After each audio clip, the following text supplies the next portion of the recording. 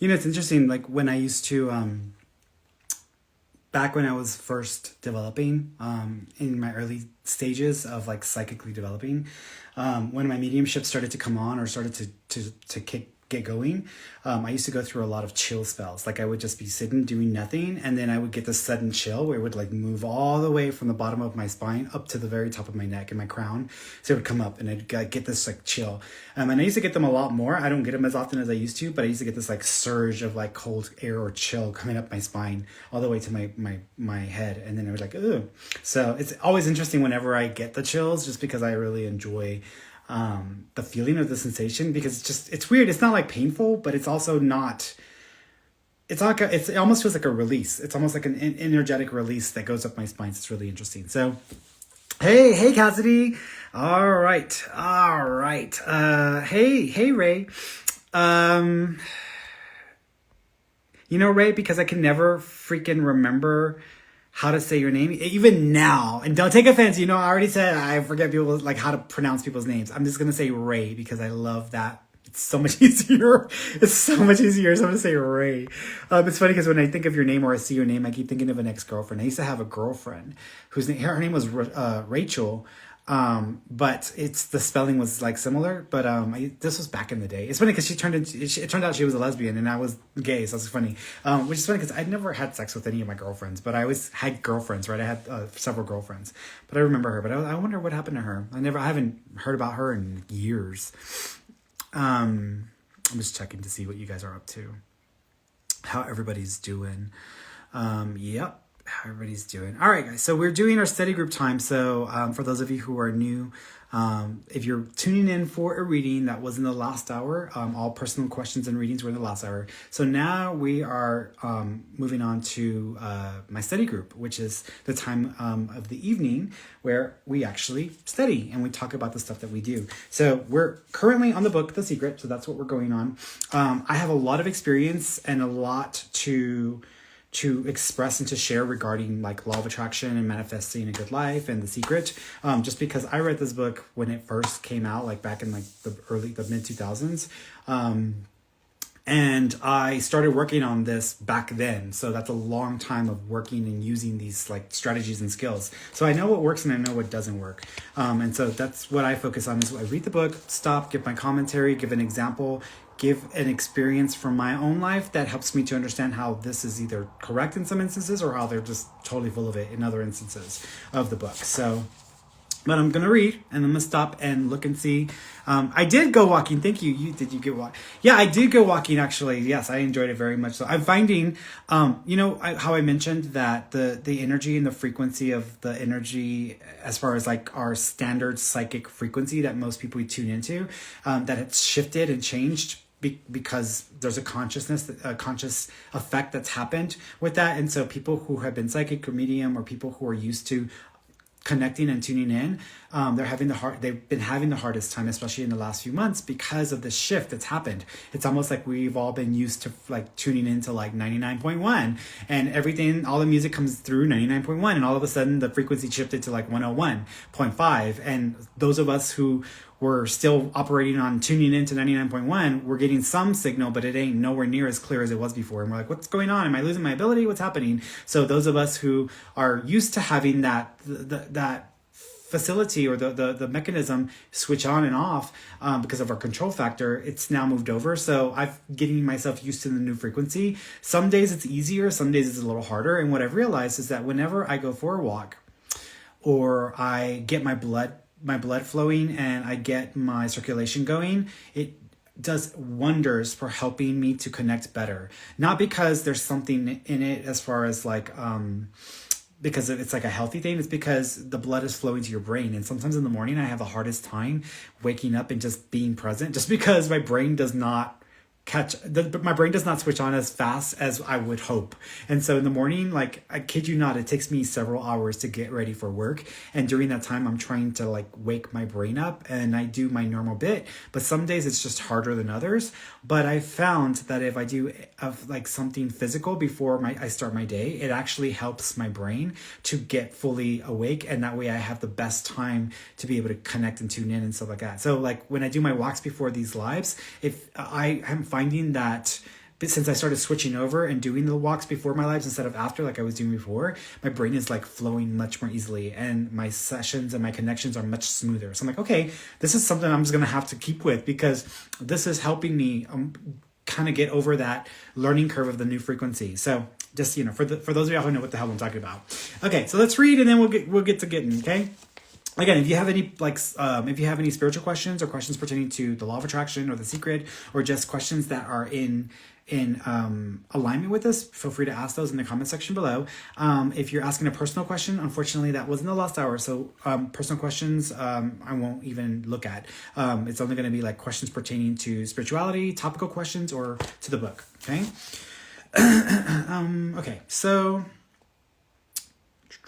Okay. I think everybody goes through times when they say things aren't working right or things are going bad.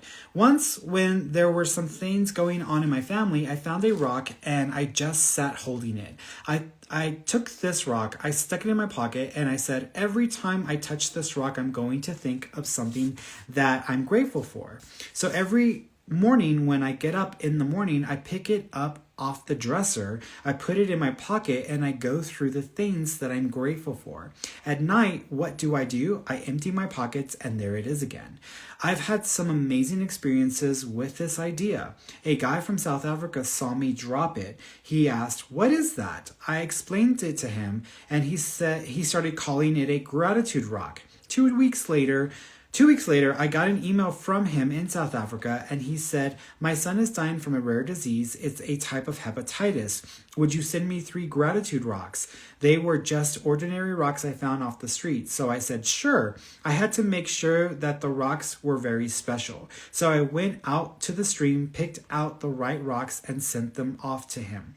4 or 5 months later, I get an email from him. He said, "My son's better. He's doing terrific." And he said, "But you need to know something. We've sold over 1,000 rocks at $10 a piece as gratitude rocks, and we've raised all this money for charity. Thank you very much." So it's very important to have an attitude of gratitude. The great scientist Albert Einstein revolutionized the way we view time, space, and gravity. From his poor background and poor beginnings, you would have thought it impossible for him to achieve all that he did. Einstein knew a great deal of the secret, and he said thank you hundreds of times each day. He thanked all the great scientists who had preceded him for their contributions, which had enabled him to learn and achieve even more in his work and eventually become one of the greatest scientists who has ever lived. One of the most powerful uses of gratitude can be incorporated in the creative process to turbocharge what you want. As Bob Proctor advised in the first step of the creative process, start by writing down what you want. Begin each sentence with, "I am so happy and grateful now that," and you fill in the rest. When you give thanks as though you have already received what you want, you are emitting a powerful signal to the universe. That signal is saying that you have it already because you are feeling gratitude for it now. Each morning, before you get out of bed, make it a habit to feel the feelings of gratitude in advance for the great day ahead, as though it is done. From the moment I discovered the secret and formulated the vision to share this knowledge with the world, I gave thanks every day for the film The Secret, which would bring joy to the world. I had no idea how we would bring this knowledge to the screen, but trusted that we would attract the way. I stayed focused and held to the outcome. I felt deep feelings of gratitude in advance. As that became my state of being, the floodgates opened and all the magic flowed into our lives. For the magnificent team of The Secret and for me, our deep heartfelt feelings of gratitude continue to this day. We have become a team that resonates gratitude with every moment, and it has become our way of life. So let me stop there because I'm going to mention something. So, you know how they say, like, every day wake up and feel gratitude? Yes, it's important. It is definitely important to feel grateful and to feel gratitude for what you have or for what is working in your life every day. However, you can still align even if you're not having the best day, you're having a shitty day, depending on your normal resting state. In other words, my state of being on a regular basis is pretty evened and balanced. In other words, most of my days are great. Most of my days are good. Most of my days in my life are not of suffering, but of appreciation or of receiving a blessing of some sort. So whenever I have a day that just feels a little off or I'm not having the easiest time that day, I don't make a big deal about it, and I just like sit with it. And the way I deal with it is, in life, no matter who we are, no matter what we have, all of us are going to suffer in one way, shape, or another. And I know it sounds morbid, but it's just the reality of life. We're here, we're in physical form. All humans suffer in some shape, way, or form. However, how much suffering do you assume? How much are you going to suffer? Because we can choose how much of it we're going to deal with to some extent. And so, for example, if I have a rotten day or a crappy start to my day, I'm not going to let it grow to such an extent that it affects the rest of my day. I'm going to just, it is what it is. I feel this way this morning. I can't shake it. I'm just going to sit with it. And that's it. So like yesterday, let's use yesterday as an example, because I wanted to share this yesterday with y'all and I didn't get on to share, but I wanted to share. So yesterday is an example. So I woke up yesterday. I was not having the easiest time waking up. My brain just was moving like 10 miles behind the rest of my body. I was also just, I didn't feel, you could say I felt like, I wouldn't say sad. The closest word, I even mentioned this to Ray, I was like, I feel melancholy, but it wasn't even like the same as melancholy because I wasn't sad. I just was like, just like energetically like, bleh, you know, I felt blah. That's the word, blah. I felt blah yesterday. But I woke up, I felt blah. It is what it is. I'm not going to fight it. I'm not going to say, you can't feel this way, Ferny. You're not allowed to feel like this. No, like I'm a human being. I'm going to feel whatever the hell I'm going to feel. So I gave myself permission to just sit with it and let it be. It's okay. You know, if you don't feel anything other than this, just sit with it and let it be. Don't fight it, and just it'll pass. And so I did the normal things I normally do to help myself feel better. Didn't really make a difference. It was still there, and I just accepted it and made peace with it.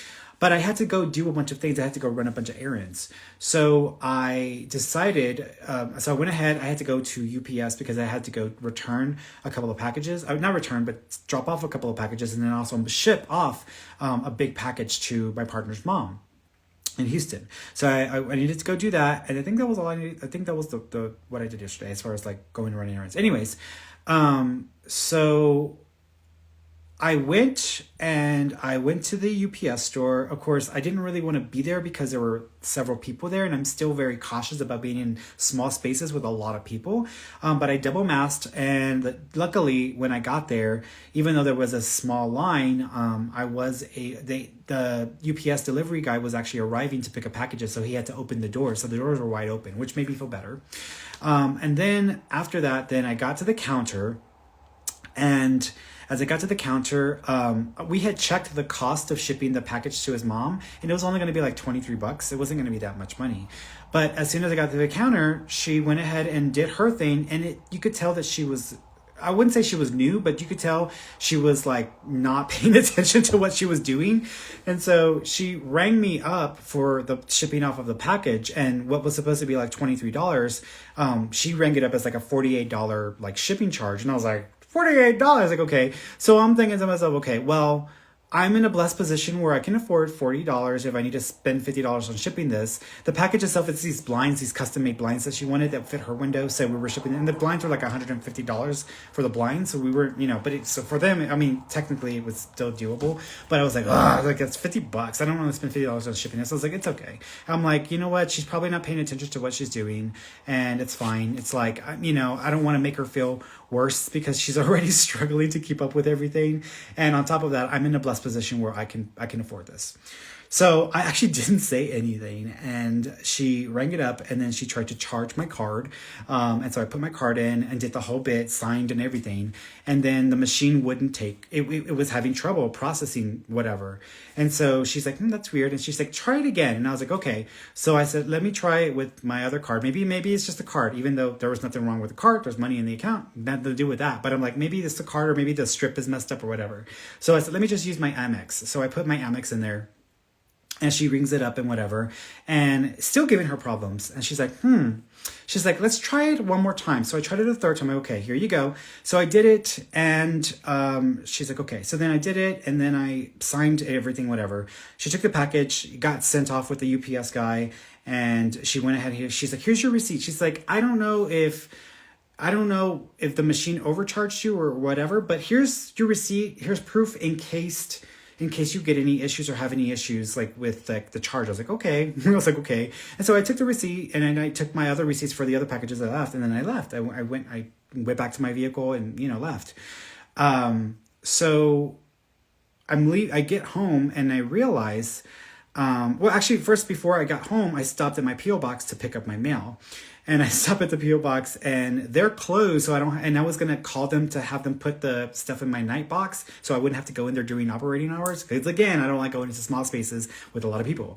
So I forgot to call it, and I was like, screw it, I'm just going to go. And I was just in the UPS store with a bunch of people anyways. I might as well I'm double masked. I'm just going to go and get it. And so I got to the door, and they were not open. They were closed, but they were still dealing with like putting packages away and stuff like that. And the lady, she caught me at the door when I got there, and she's like, hey, she's like, Fernando, right? And I was like, yeah. She's like, cool. And so she's like, I think we got a package for you. I was like, okay. And so she went and got it, and I didn't have to do anything. So I was able to get my mail and my package. I didn't have to go and spend too much time in there either. So I was like, okay, cool. I'm going to get back to my truck. And then I have a bunch of like letters from one from the IRS, and then like 3 from like the state of New Mexico's like Treasury Department. And I'm like, and for people who are not business owners, whenever you get mail from the IRS or the Treasury Department of any state like that you live in, you automatically just don't want to open it because you're always afraid that they're like, sorry, we undercharge you, or you owe us money. That's just always just the thing, right? So it's like, I was like, oh, well, it may not be that bad, and I'll just open it. So I opened it, and the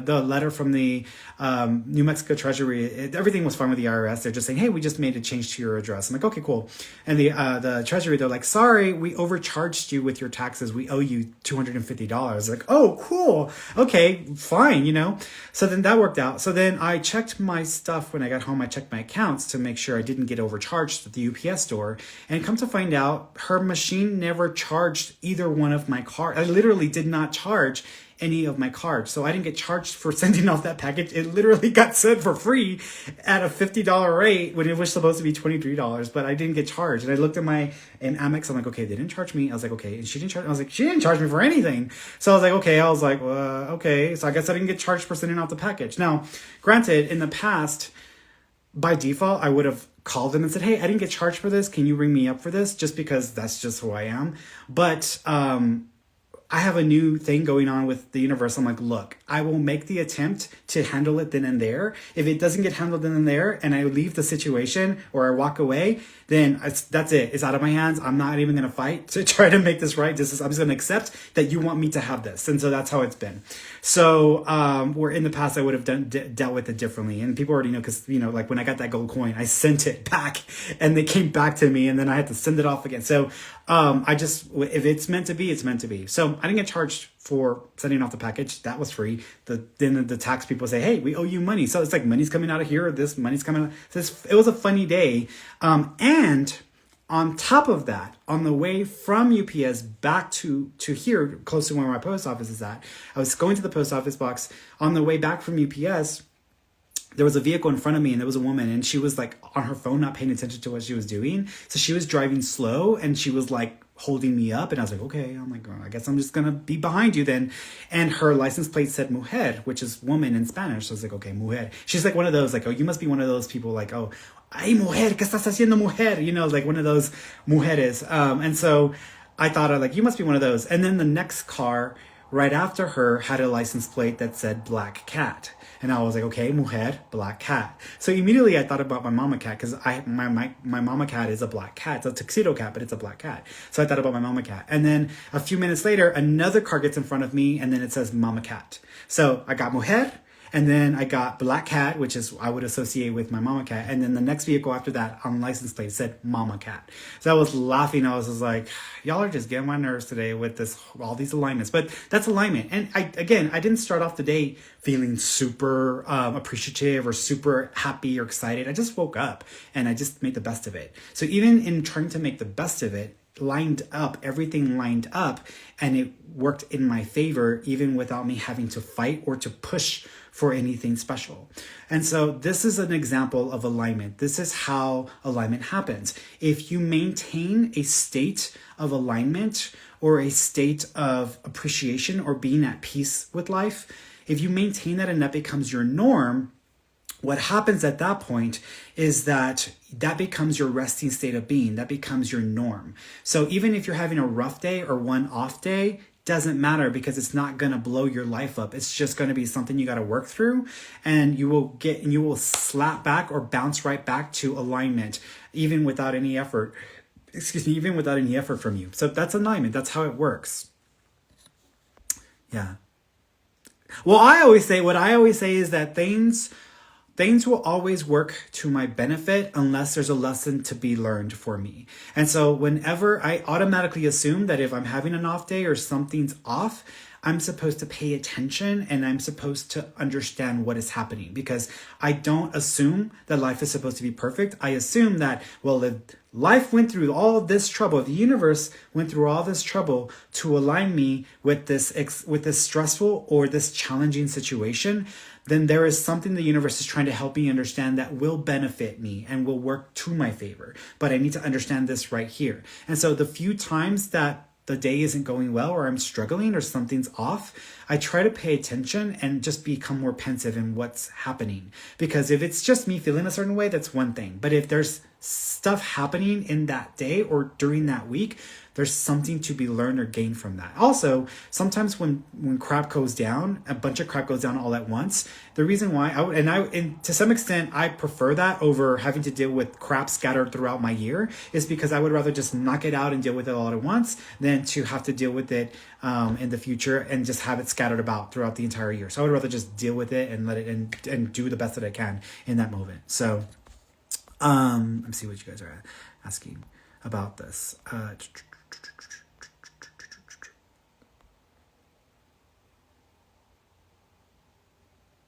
Yeah. Sometimes I try to, on like melancholy days or restless days, I try to go into my creative mind and make something or do something creative.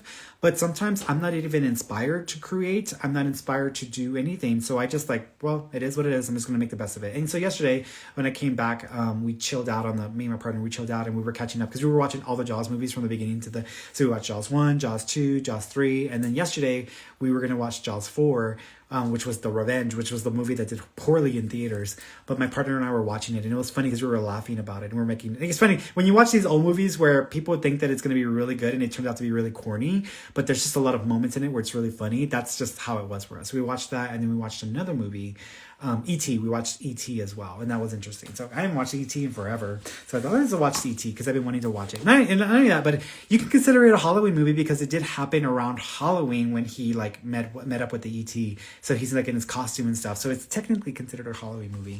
But we're about to get into Halloween movies anyways, with the Hocus Pocus and all that other great stuff. Okay. Visualization is a process that has been...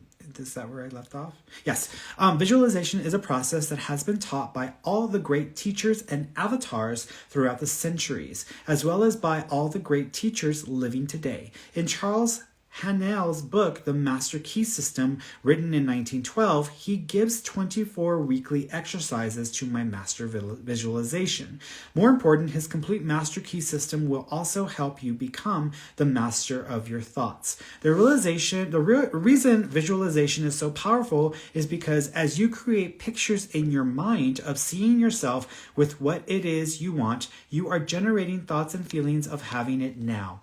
Visualization is simply powerful powerfully focused thought in pictures, and it causes equally powerful feelings. When you are visualizing, you are emitting that powerful frequency out into the universe. The law of attraction will take hold of that powerful signal and return those pictures back to you, just as you saw them in your mind. I took the visualization process from the Apollo program and instituted it during the 1980s and 90s into the Olympic program. It was called visual motor rehearsal. When you visualize, then you materialize. Here's an interesting thing about the mind. We took Olympic athletes and had them run their events only in their mind, and then hooked them up to sophisticated biofeedback equipment. Incredibly, the same muscles fired in the same sequence when they were running the race in their mind as when they were running it on the track. How could this be? Because the mind can't distinguish whether you're really doing it or whether it's just a practice. If you've been there in the mind, you'll go there in the body. Think about the inventors and their inventions, the Wright brothers and the plane, George Eastman and film, Thomas Edison and the light bulb, Alexander Graham Bell and the telephone. The only way anything has ever been invented or created is because one person saw a picture in his mind. He saw it clearly, and by holding that picture of the end result in his mind, all the forces of the universe brought his invention into the world through him. These men knew the secret. These were men who had utter faith in the invisible and who knew the power within them to leverage the universe and bring the invention into the visible. Their faith and their imagination have been the cause of the evolution of humankind, and we reap the benefits of their creative minds every single day. You may be thinking, I do not have a mind like these great inventors. You may be thinking they could imagine those things, but I can't. You could not be further from the truth. And as you continue on this great discovery of the knowledge of the secret, you will learn that you not only have the mind they have, but much more. When you're visualizing, when you've got that picture playing out in your mind, always and only dwell upon the end result. Here's an example. Look at the back of your hands right now. Really look at the back of your hands. Look at the back of your hands. When you're visualizing, when you've got that picture playing out in your mind, always and only dwell upon the end result. So here's an example. Look at the back of your hands right now. Really look at the back of your hands. The color of your skin, the freckles. I don't have any freckles. The blood, a white person must have wrote this because they're talking about freckles. Skin, the freckles, the blood vessels, the rings, the fingernails. Take in all those details right before you closed your eyes. See those hands, your fingers wrapping around the steering wheel of your brand new car. This is such a holographic experience, so real in this moment that you don't even feel as if you need the car because it feels like you have it already. Dr. Vattel's words brilliantly sum up the place you want to get yourself to when visualizing. When it feels like a jolt as you open your eyes in the physical world, your visualization becomes real. But that state, that plane, is the real. It is the field where everything is created, and the physical is just a result of the real field of all creation. That's why you won't feel as if you need it anymore, because you turned in and felt the real field of creation through your visualization. In that field, you have everything now. When you feel that, you will know it. I'll stop there because it's a good stopping point. All right, so let me look at your questions about what y'all are wondering about all this good stuff. And yeah, I don't like to, it's really hard because sometimes when you start doing more research and you start to understand and form a stronger connection to God, to the universe, because for me, they're interchangeable words. When you start to do that, you begin to realize that literally everything is connected. There's no separation. There's just the illusion of separation based on the recipe that is attached to that energy form.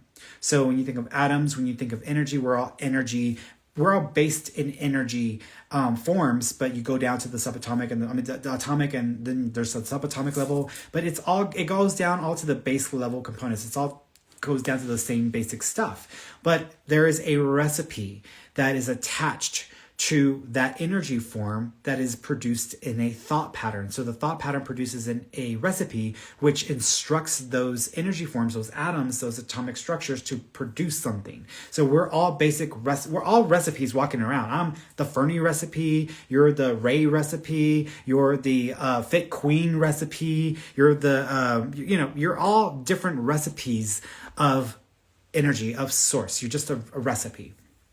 But we're all the same stuff. We're all the same substance. So when you realize that there is no separation, whenever you read stuff that produces the idea of a separation, it automatically, I almost was like, you're kind of like dumbing it down, because it's not that. It's like, so sometimes when I'm reading other people's words and they're trying to like talk about, like there's the structure and the grid, and like they're talking about these things, they're just ideas to help us understand the structure of things, the basis of reality, the basis of creation, the basis of source and form. That's all it is. So I tell people, like, whenever you read the Bible, or whenever you have a specific religion that you try to live by, that religion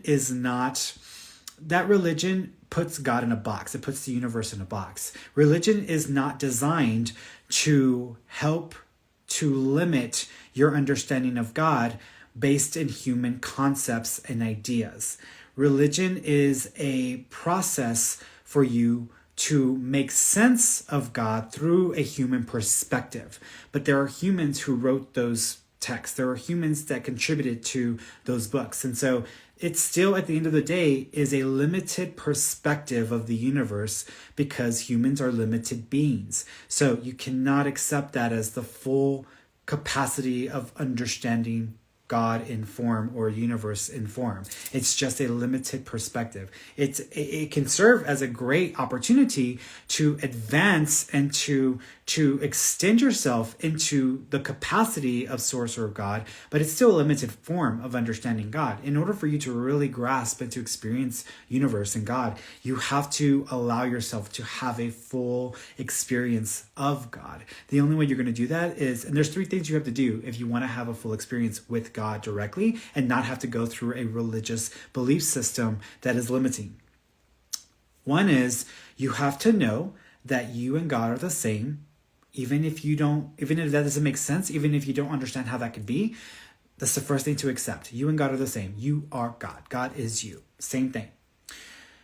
The second thing you need to understand is that you are worthy. You are worthy. Hi. She's like, hey, like, you talking to me? I'm like, no, I'm talking to like the people in the chats. Hey. So the second thing you need to do is to understand that you are worthy, meaning that you deserve, are worthy, and are loved enough to have a direct connection and experience with the God source or the form. The God source or the universal form. So you are worthy enough. That's the second thing you need to understand and accept. The third thing you need to understand and accept is that you have zero control of the universe, of all of the rest of life, and of your connection to God. Meaning that you don't get to tell the higher version of yourself, you don't get to tell God that God should show up for you in a certain form or in a certain way. You need to actually just be open and receptive and allow whatever's going to come. You can request, and when you get to a point where that's already all given and you start to form that relationship, then you can be a little more demanding, especially if you've got an agreement with God. I have an agreement with God. My agreement is that I'm going to offer myself up to God in this form and give my time to people without requiring anything to be paid in return. That's my agreement with God. So I will do this work, I will fulfill my role, and I will give others the tools and the understanding to do it themselves as well. But God has to respect my time when I'm not choosing to do it, because it has to come down to a choice. And that's the choice. And it's worked so far. Every now and then, God's like, hey, we're going to let somebody in that, I was like, oh, great. On my off time, really, God? On my off time? But for the most part, those agreements are kept in place. But I accept that God and I are the same. I accept that I am worthy of that. And that's a byproduct of me going against my conditioning. All of the experiences of abuse and of suffering and of being mistreated and of being hurt by people in this world, all of that has not worked, because I made a decision that I wasn't gonna accept what I was being told, which was I don't deserve to be treated well, I don't deserve to be happy, and I deserve to suffer. And so I rebutted that, rebutted, and I said, no, I accept the opposite. And I had to work on that. And I spent years working on that. And the third one being that we don't get to tell God how to show up. And I gave myself over to the experience, and I allowed myself to just whatever was going to show up. And that's exactly what happened. And I was pleasantly surprised that God has a sense of humor. So, but now, like, I can be a little more demanding. So I consider myself to be a bit of a God brat, because like, I know the potential we all have. I know the power we all have. And now I'm like, okay, well, this is what I'm going to do for you because you're pushing me in that direction. But this is what I'm going to need from you too. And so, and sometimes it's just support. It's not even like anything in return or exchange. It's just me asking God for the support to be able to do it, the courage, the alignment to be able to achieve it in an effective way. And I'm willing to do that just because I know that, I'm here, I exist. And so there's a point to that. So, it's Chanel. This is Chanel. She's the one that's got attitude problems right now. So she's been, as they're getting older, they got more attitudes going on. So let me see.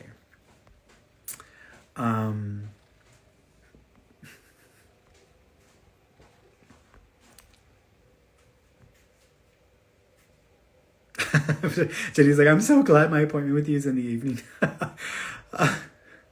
It's interesting because I love my work, right? I love being a psychic and a medium. But I will say that I appreciate and enjoy being a psychic more than being a medium, because being a medium and mediumship is so energetically taxing. And it's just a lot of energy and work that it takes to do it. So I prefer psychic sensing because it's like doing math problems in my head. Mediumship is just so much more exhausting, and it's harder, and it takes more effort and more intention.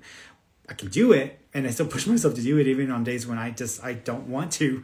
But I'm, at the end of the day, it is easier to do psychic sensing than it is to do mediumship. So just make that clear to people, because people think that it's like an easy thing to do. It is not easy at all. And that's on top of like trying to like get past your own your own insecurities, and then being on camera and stuff. So my recipe has lots of spice. The great idea did help give me a visual. Your analogies, thank you. I went to cuddle with the kitty. I love her tail. Yeah, she's a troll. Chanel is a troll. So let's see. Going over here. These are still personal questions. Yes, people are still.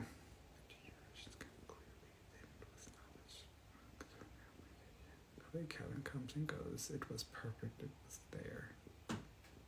So yeah, Michelle. So I love ET.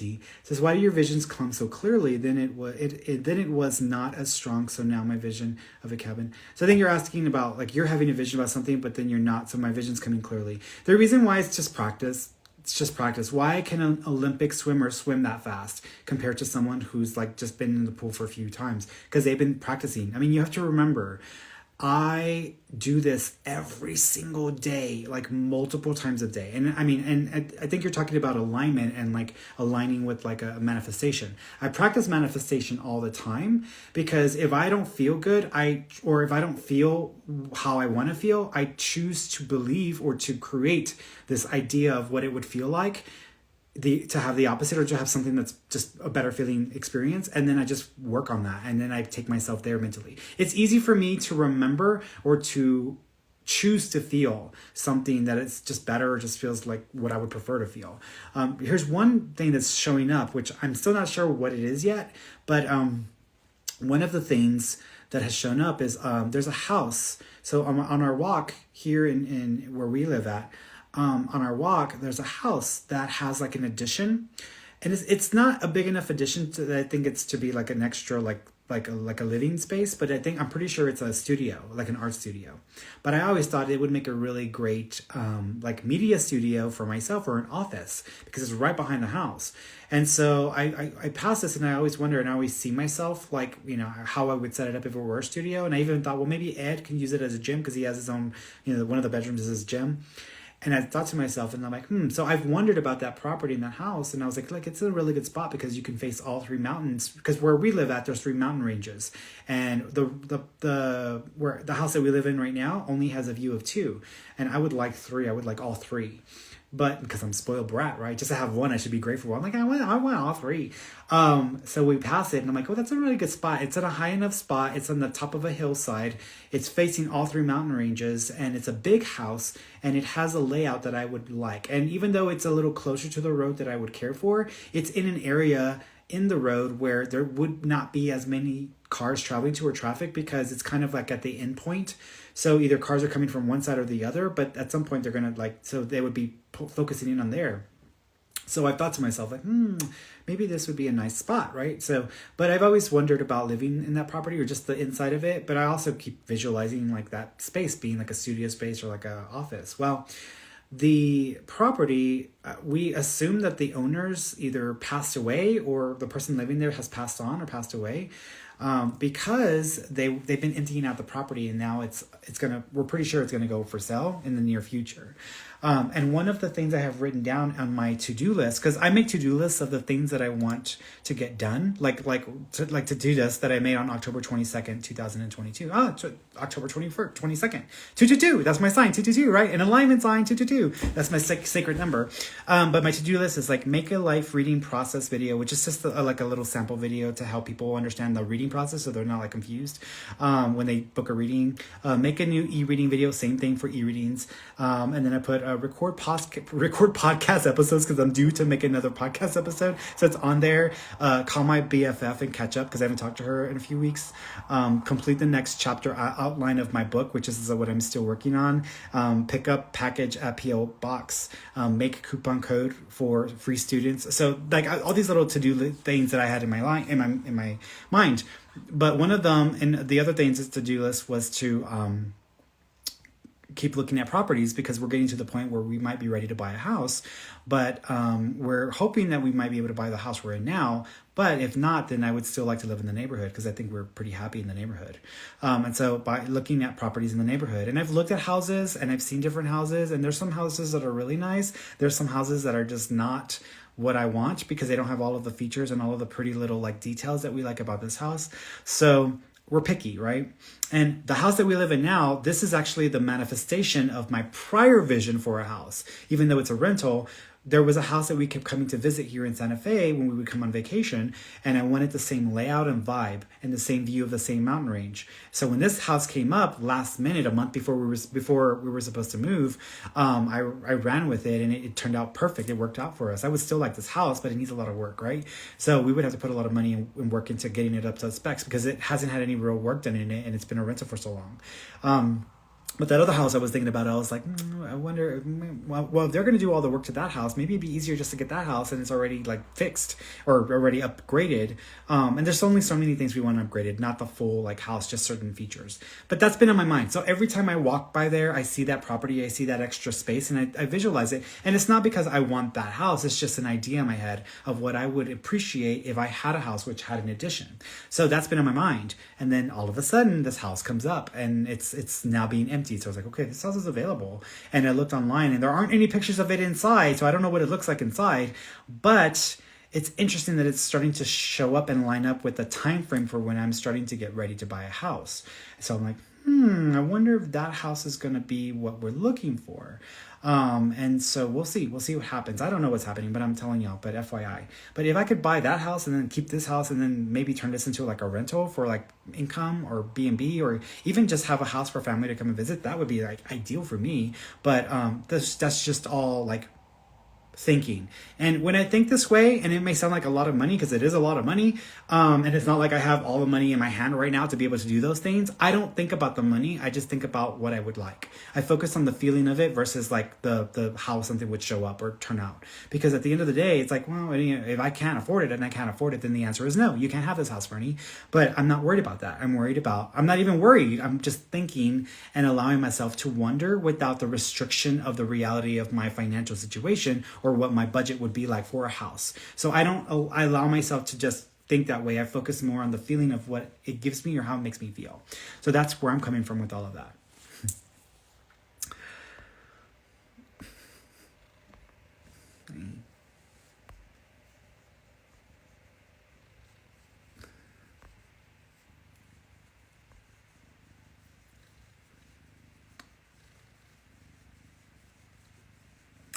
Yeah. Yeah, the difference between psychic work and mediumship, it's just the only difference between the two is just the feeling when you're connected and also how the information is flowing through. So like when I do a psychic reading, let's say someone asks me a specific question, then that's my intent. My intent is not to sense anything. My intent is to simply to know the answer. By assuming that I'm going to know the answer, automatically my psychic senses inside of my brain begin to turn on and start to work. They just start to work because I don't waste my time on trying to sense. I assume I'm going to sense something. I focus more on what the answer is and making sense of the data. So that's where my attention goes to, which is why it comes so quickly and why so easily. So and it's me, as soon as the pieces come together. So here's an example. So like when I think of someone's life, I think of a puzzle. 1,000-piece puzzle. There's 1,000 pieces on that. And when I do a reading for someone, I'm not going to be able to sit for 30 minutes and analyze and make sense of 1,000 different pieces of someone's life puzzle. I'm only going to be able to make sense of so much information, because in order for you to know exactly what is happening in someone else's life, you literally have to be living it, which is why most of us who are psychics don't have experiences where we know exactly what is going on with every moment and every second of every day of someone's life. It doesn't work that way. You would have to be that person. There's not enough capacity in someone's brain or in someone's human physical, in someone's physicality, in someone's body. There is not enough capacity to process that. So it's just not possible. So even though you might have a dream or you might, have a moment or a piece of something that comes in, you're not going to know everything. Just not possible. So you just have to assume that you can't know everything, but you can know a lot. And you can understand a lot. So I always intend on just understanding as much as I can and I can process, which is my brain functions so quickly and why I've gotten so used to that. And I think Starbucks for that, because I had to deal with orders and changes and adjustments and dynamic things really quickly. So it got me prepped for this. But whenever I am doing a psychic reading, like a full reading, I first go through it, explain how it's going to work, and then I tell a person this is what the expectation is. So this is what you'll walk away with. So that way people know what they're getting and what they're not getting. So then what I do is I start with the health, and I always start with health, because if I tune into someone's health, they're either going to have those issues or they're not. And most of the times they're dealing with those issues. There have been times where people aren't dealing with those issues then and there, but then they'll reach out to me a few weeks later and say, hey, so you did my reading and I thought you were crazy because I've never had that issue before. And I thought you were just probably reading somebody else. And then a week later, this happened. And so I always tell people, this is a year going forward from a year from this point. So just assume that this is still to come and be careful and take precautions. But I start with their health, and then I begin to scan the inside of their body. And the way that looks to me is I basically am scanning a memory that I assume is the inside of their body. Because when I first started doing this, I first started using tarot cards, and I didn't care for tarot cards. They're too limiting. I think of tarot cards like a religion. If you want to sense things psychically about people, if you just stick to tarot cards, not to bash tarot readers, because there's nothing wrong with using tarot if that's your mode or your way of doing it. But for me, tarot is very limiting in that it only allows you to sense so much, because it basically boxes you into a certain structure.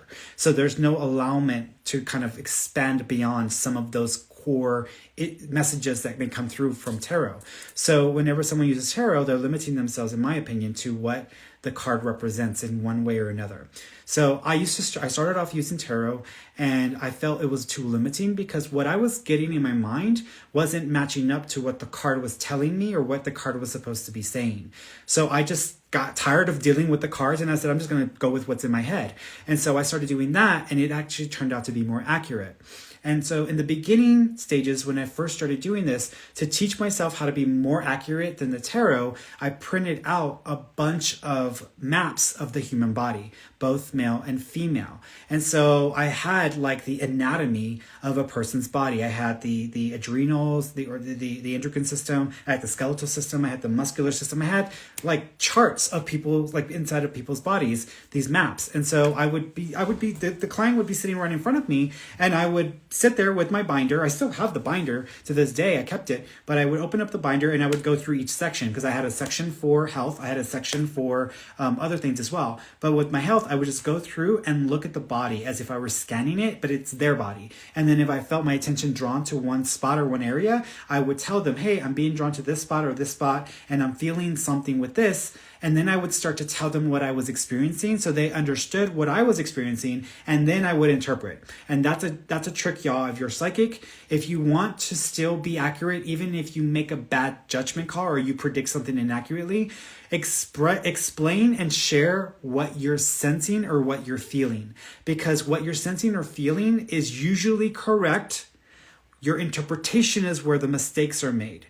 And that tends to be the case like 99% of the time. So I would explain to the person what I was sensing and feeling. Then I would interpret it or give them my interpretation. I would have people come back and say, Ferny, well, what you predicted did not happen, but what you described is what happened. You just misinterpreted it. And so now I understand that I can misinterpret stuff, but what I'm sensing is accurate to a degree, and it's a high degree. Which is why I like to explain to people what I'm experiencing, and then I'll give them my prediction or what I think about it. So, and so that's how it works. So I would use that. And so now whenever I do a health scan for someone and I start the reading, what I end up doing is I end up replaying the memories of looking at the binder with all of those maps, but I assume I'm looking at the inside of the person's body. So I'm basically going into a three-dimensional memory of that person's body represented by that visual. And then I start to focus in and describe what I'm getting. That's how I do it. But I taught myself how to do that, but I had to do that like every single time for years before I got good at it, and I was more consistent where I didn't really need the book anymore, or my book anymore. And also, and then what I was telling Michelle, what I was saying to y'all is that practice is what makes this the thing. People want a switch. They want an off and on switch. Like if I just switch this on, if I just do this one meditation, or I buy this one crystal, or I get my chakras aligned, or I buy this one tarot deck, or I read this one psychic development book, or I take this one class, what happens is people get into a psychic development cycle where they repeat the same cycle of wanting to learn how to be psychic, but don't actually practice being psychic. So they just keep buying the same things over and over again. Every time they go into metaphysical bookstore, they buy a whole bunch of crap they don't need. You don't need any of that stuff. You just have to practice your abilities. But you must understand how it functions, how it works, which is what my classes are all about. And so I practice this every day, y'all. I practice this every day. I do about 7 to 10 e-readings a day. I do about 10 to 15 readings in a work day with clients and appointments. I do the lives, which I'm talking to numerous people through the lives as well. So I'm constantly practicing and using my psychic abilities. In 2020 alone, I had 1,600 appointments. 1,600, that's 1,600 one-on-one sessions with clients. So that's how much, and that's just that. That's not even including the thousands of e-readings that I did last year, and then all the lives that I did as well. And that's not even including the free stuff that I do that I don't even talk about with y'all on camera. So I practice my abilities all the time, which is why I'm able to immediately go there and then clue in and then get what I got to get quickly, because I use it so often that it takes more effort for me to make a big deal about just telling somebody what's in my head than to just, I haven't got time for this. I got 30 minutes with this person. I want to give them as much as I can. And people love to talk. So I'm like, let me just give them what I have really fast, and then they can go back and listen to the recording and make sense of it later. But let me just give them everything, and then they can ask me their questions. And then it's all recorded. You can go back and listen to what I said. But I don't have time to sit there and like, what am I sensing? Should I tell them? Should I not? Am I right? Am I wrong? I don't have time for that foolery. I have to just spit it out and just keep going, keep going, keep going. So that's helped me tremendously. And then, the few times that I have vaped and focused in psychically, whenever I've done prophetic stuff, when I'm making predictions about the future and I'm prophesizing about the future, it actually helps me when I have vaped a little bit, because it lightens me up, or it loosens me up enough that I just don't care to be wrong. If I'm wrong, I'm fucking wrong. I'm gonna accept it and own it. There's nothing I can do about it. People are gonna think what they want to think, and so if I'm wrong, I'm wrong. But I accept it, I make peace with it, and I still do it. And so a few times that I vaped, even though I'm pretty good at just doing what I got to do, but prophesizing and making a public statement on social media for everybody to see and scrutinize, it takes a little more of a push for me. And so I still do it, but it helps me whenever I vape the slight bit, because it loosens me up enough to allow my mind to go there and to make sense of stuff. And so that's just, one of the things that I would make y'all aware of. But yeah, that's the difference between mediumship is a different story. Mediumship, same methods, like same methodology. Like I'm getting bits and pieces, like puzzle pieces, except I'm not asking for the answer. I'm asking the spirit to share whatever they want to share with me, and they kind of guide the way that's going to go. So the pieces are coming to me. I'm not asking for the answer of something. I'm just open to pieces. They throw the pieces at me, and then from that, I got to kind of structure that and figure out where they're going with it. And so that's the mediumship process, which actually I'm thinking of working on a structure for mediumship, because that way I can use the same recipe that I use for psychic ability with mediumship, and that way I can get even more specific and even better than what I am, because I'm always trying to do better, y'all. I'm always trying to take myself to the next level. I'm never thinking that it's good enough. I still don't think that it's good enough, but I always want to push myself further, and that's just the way it is for me.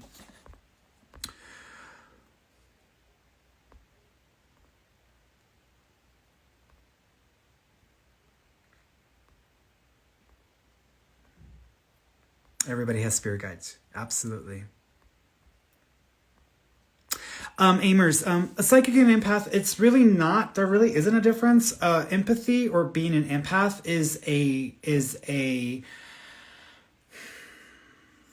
what's the difference between being a gourmet chef and being a baker who's really good at making cakes? The empath is a baker who's really good at making cakes. A psychic is a professional chef, or some psychics. I won't say all of them, because some of them really suck. But a psychic is a person who's a professional chef. So a psychic, consider yourself to be someone who incorporates baking into the process, but doesn't just stick to just baking cakes. They have much more of a wider range and capacity for sensing things. Empathy is one of them. So even though I may have started off as an incredible baker, which I actually started off as a really sensitive empath, that was my start.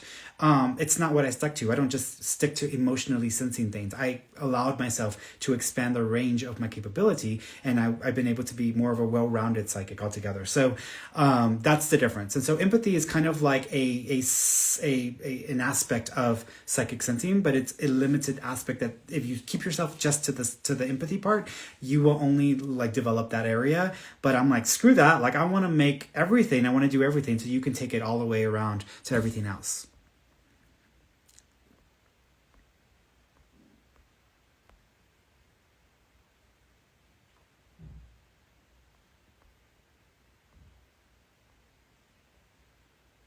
Yeah, we're obsessed with instant gratification. All right, guys, I gotta go because it's 8:14. I was supposed to get off 15 minutes ago, and I gotta make dinner. I gotta bake a cake, right? So, all right, guys, I love you all. I will be back next Wednesday.